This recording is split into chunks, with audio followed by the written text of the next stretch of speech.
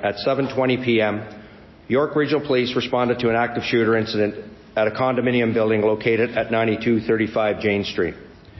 As I mentioned at the scene, officers arrived to find a horrific scene, with 5 deceased victims having been shot and killed in 3 separate units. As you're aware, there was an interaction between the officers and a 73-year-old male suspect, a resident of that building, who died on the 3rd floor. He's been identified as Francesco Villi. In terms of identifying the 5 deceased victims, we've been notified that the Office of the Chief Coroner will be confirming their identities, and we're not yet permitted to release their names through the Coroner's Office. We can tell you that there were 3 adult males and 2 adult females.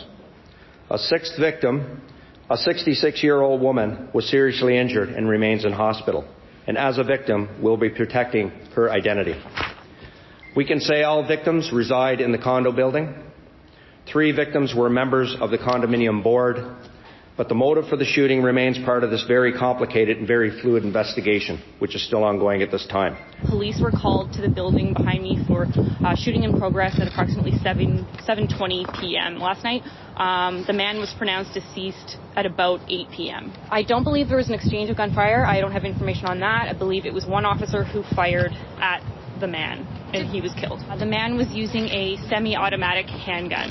I know the man. I know the board of directors. I know this has been brewing for a long time, and I've commented to my wife several times this is going to end very badly.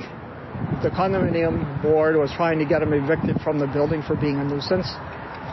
So my understanding is that the hearing was actually today, and he had gotten information that he was going to lose and he was going to get kicked out.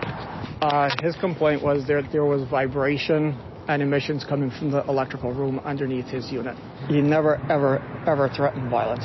He was a very religious man, and I've had him in my apartment several times. He was not a monster. I think he was just someone that was failed by the system.